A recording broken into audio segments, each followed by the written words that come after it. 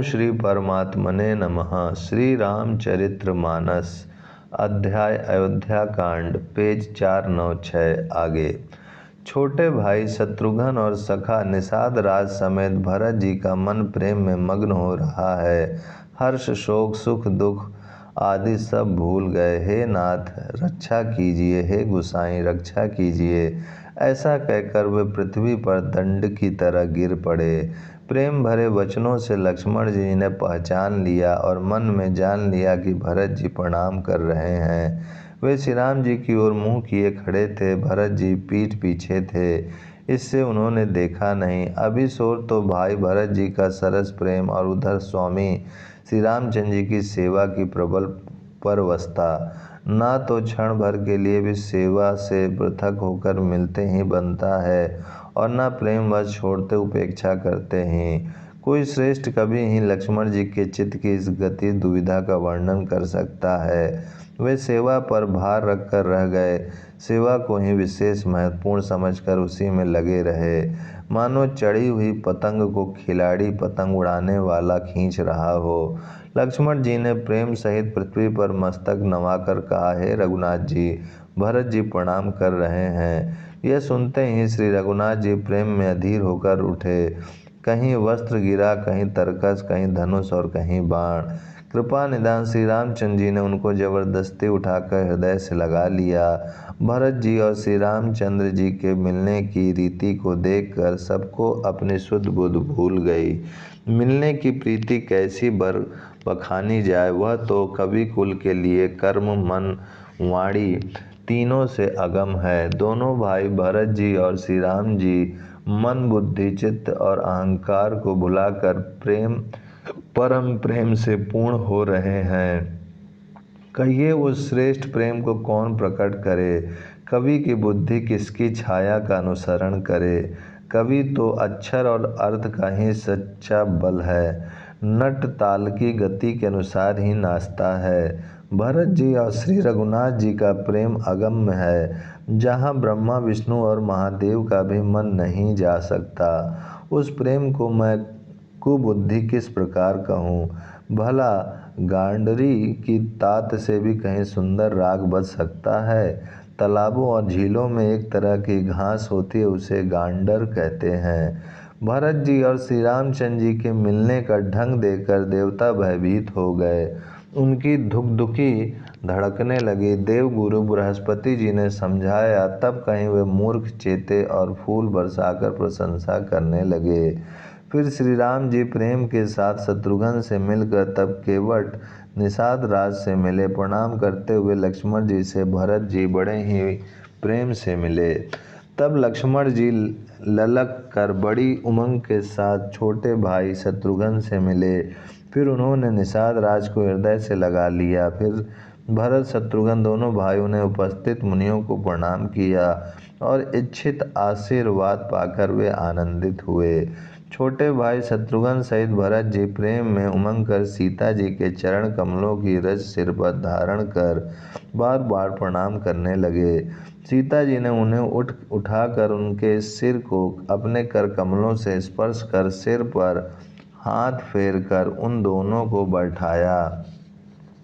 सीता जी ने मन ही मन आशीर्वाद दिया, क्योंकि वे स्नेह में मग्न हैं, उन्हें देह की सुध-बुध नहीं है। सीता जी को सब प्रकार से अपने अनुकूल देखकर भरत जी सोच रहित हो गए और उनके हृदय का कल्पित भय जाता रहा। उस समय ना तो कोई कुछ कहता है, ना कोई कुछ पूछता है। मन प्रेम से परिपूर्ण है, वह अपनी गति से खाली है, अर्थात संकल्प विकल्प और चांचल्य से शून्य है। उस अवसर पर केवट निषाद राज धीरज धर और हाथ जोड़कर प्रणाम करके विनती करने लगा, हे नाथ मुनिनाथ वशिष्ठ जी के साथ सब माताएं, नगरवासी, सेवक, सेनापति, मंत्री सब आपके वियोग से व्याकुल होकर आए हैं। गुरु का आगमन सुनकर शील के समुद्र श्री रामचंद्र जी ने सीता जी के पास शत्रुघ्न जी को रख दिया और वे परम धीर धर्म धुरंधर दीन दयालु श्री रामचंद्र जी उसी समय वेग के साथ चल पड़े। गुरु जी के दर्शन करके लक्ष्मण जी सहित प्रभु श्री रामचंद्र जी प्रेम में भर गए और दंडवत प्रणाम करने लगे। मुनि श्रेष्ठ वशिष्ठ जी ने दौड़कर उन्हें हृदय से लगा लिया और प्रेम में उमंग कर वे दोनों भाइयों से मिले। फिर प्रेम से पुलकित होकर केवट निषाद राज ने अपना नाम लेकर दूर से ही वशिष्ठ जी को दंडवत प्रणाम किया। ऋषि वशिष्ठ जी ने राम सखा जानकर उसको जबरदस्ती हृदय से लगा लिया, मानो जमीन पर लौटते हुए प्रेम को समेट लिया हो। श्री रघुनाथ जी की भक्ति सुंदर मंगलों का मूल है। इस प्रकार कहकर सराहना करते हुए देवता आकाश से फूल बरसाने लगे। वे कहने लगे, जगत में इसके समान सर्वथा नीच कोई नहीं और वशिष्ठ जी के समान बड़ा कौन है। जिस निषाद को देखकर मुनिराज वशिष्ठ जी लक्ष्मण जी से भी अधिक उससे आनंदित होकर मिले, ये सब सीतापति श्री रामचंद्र जी के भजन का प्रत्यक्ष प्रताप और प्रभाव है। दया की खान सुजान भगवान श्री राम जी ने सब लोगों को दुखी मिलने के लिए वैकुल जाना। तब जो जिस भाव से मिलने का अभिलाषी था उस प्रकार रुख रखते हुए उसकी रुचि के अनुसार उन्होंने लक्ष्मण जी सहित पल भर में सब किसी से मिलकर उनके दुख और कठिन संताप को दूर कर दिया।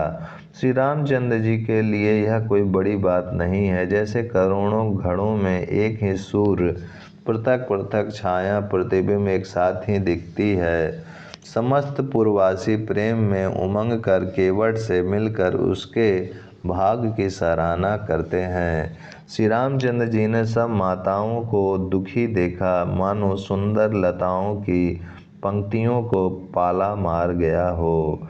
सबसे पहले राम जी कैकेयी से मिले और अपने सरल स्वभाव तथा भक्ति से उसकी बुद्धि को तर कर दिया। फिर चरणों में गिरकर काल कर्म और विधाता के सिर दोष मोड़कर श्री राम जी ने उनको सांत्वना दी। फिर श्री रघुनाथ जी सब माताओं से मिले। उन्होंने सबको समझा बुझाकर संतोष कराया कि हे माता, जगत ईश्वर के अधीन है, किसी को भी दोष नहीं देना चाहिए। फिर दोनों भाइयों ने ब्राह्मणों की स्त्रियों सहित जो भरत जी के साथ आई थी, गुरु जी की पत्नी अरुंधति जी के चरणों की वंदना की और उन सब का गंगा जी तथा गौरी जी के समान सम्मान किया। वे सब आनंदित होकर कोमल वाणी से आशीर्वाद देने लगीं। ओम शांति शांति शांति।